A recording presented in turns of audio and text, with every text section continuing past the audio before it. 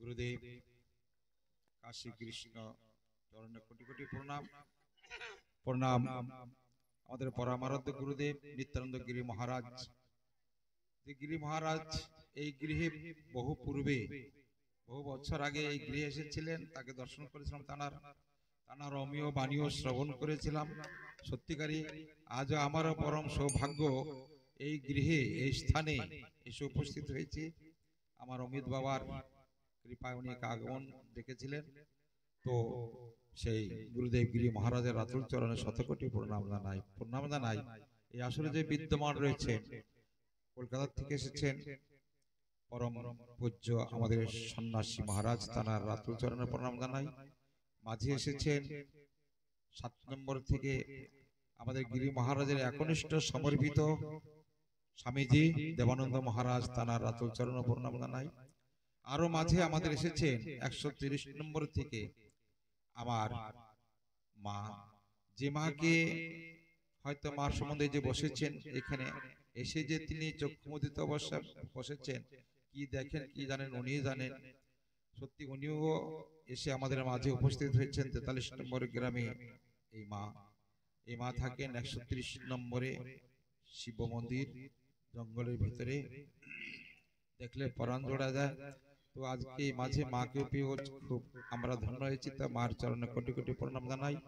আসরে যত বিদ্য গুরুজন সমতুল্য যারা যারা রয়েছেন এবং আমার ভক্তিমতী মাতৃবৃন্দদের প্রতি আমার ভক্তি প্রণাম।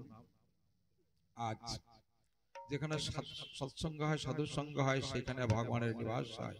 যথায় হয় হরি নাম সংকীর্তন, তথায় মধুর বৃন্দাবন। গান বাজনাটা বড় কথা নয়, কিন্তু আজকে আমাদের এখানে যে এসে দর্শন করতে পেরেছি, বিশেষ করে আমাদের দুইজন স্বামীজি, যেটা কি যে চৈতন্য মহাপুরুষ ছিলেন। কারণ গুরুদেব কাশী কৃষ্ণ ঠাকুরের বিষয়ে হয়তো আমি কিছু জানি না, কিন্তু কাশী কৃষ্ণ যে গুরুদেব, ওনার বিষয়ে অনেক আলৌকিক লীলা পর্যন্ত আমরা প্রত্যেকে দর্শন করেছি। উনি মহাশক্তিধর মহাপুরুষ ছিলেন, সিদ্ধ চৈতন্য গুরুদেব ছিলেন, যে কি ইনি জলের উপর দিয়েও হেঁটেছেন, অনেকে জানেন এই 7 নম্বরে এখানে। তো ওনার আলৌকিক অনেক অনেক লীলা। আমি আর বলারটা, আমাকে গান গেতে বলেছে আমার ভাই, কিন্তু গানটা গাওয়া বড় কথা না।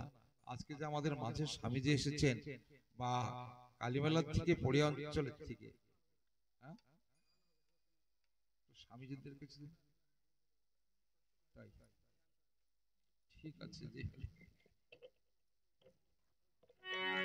জয় শ্রী হরি, জয় জনিতাই গৌর ব্রহ্মানন্দ হরি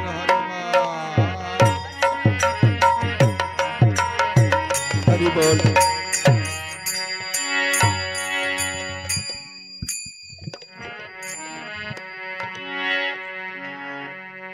মধুর কৃষ্ণ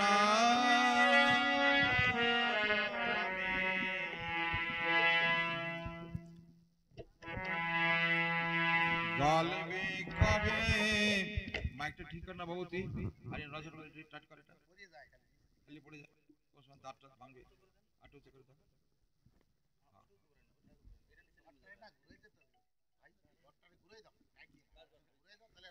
ঠিক আছে ঠিক আছে ঠিক আছে, চলো শ্রী রাধে।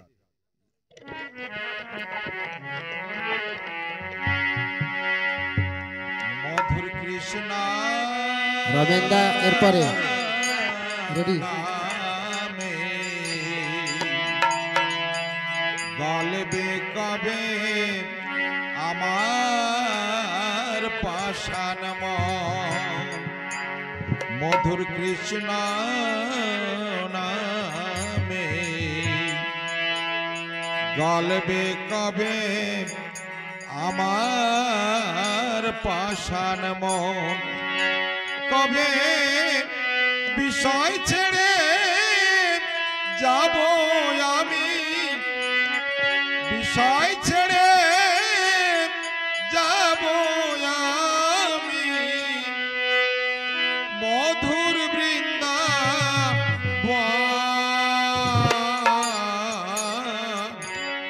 মধুর কৃষ্ণ নামে।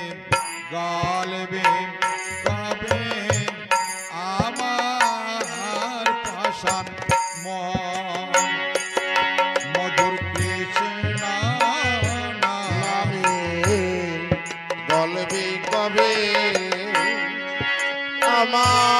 আমার প্রণাম ব্রজের পথে চলবো কবে মুখে কৃষ্ণ বলি কবে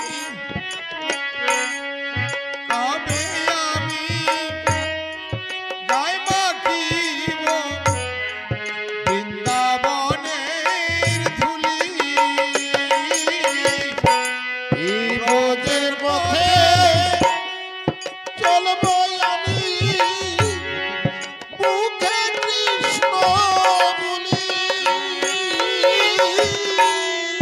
কবে আমি গায় মাখিব বৃন্দাবনের ধুলি ওরে ব্রজের পথে চলবো কবে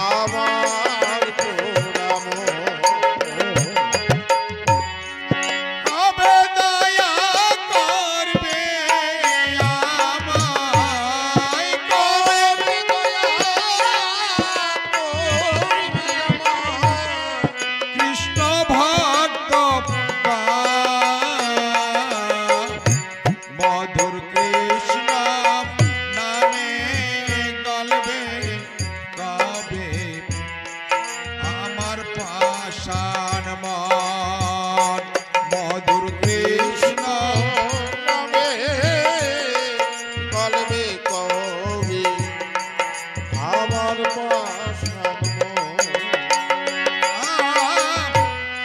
শ্রীরাধার প্রাণ ধন কৃষ্ণ গুণ ধাম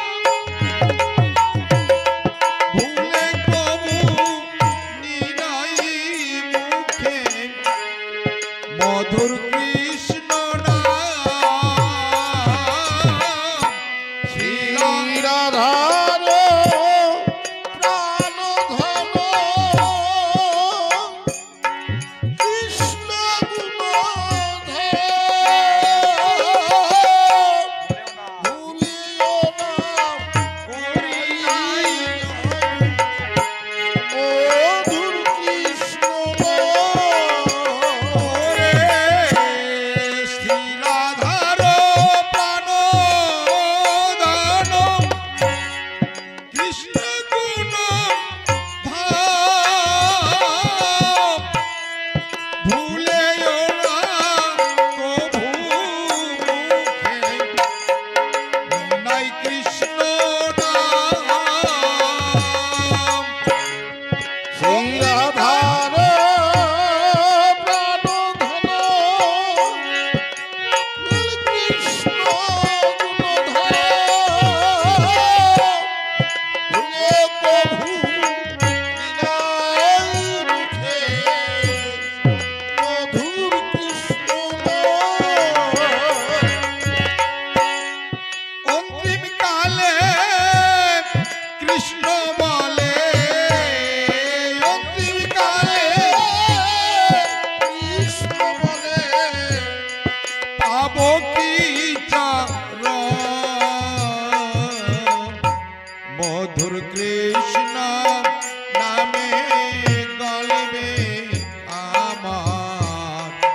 আমার পাশার মন হরি মধুর কৃষ্ণ নামে কলবে কবি আমার পাষাণ তবে বিষয় ছেড়ে যাবো কবে বিষয় ছেড়ে যাব তবে বিষয় ছেড়ে যাবো আমি বিষয় ছেড়ে যাব মধুর বৃন্দাবন মধুর কৃষ্ণ নামে কলবে কবে আমার পাষাণ মন ও কবে বিষয় আমার পাষাণ মধুর কৃষ্ণ নামে কলবে কবে আমার পাষাণ মন जय जनिताई गौर प्रेमानंदे हरि हरि बोल जय जय श्री राधे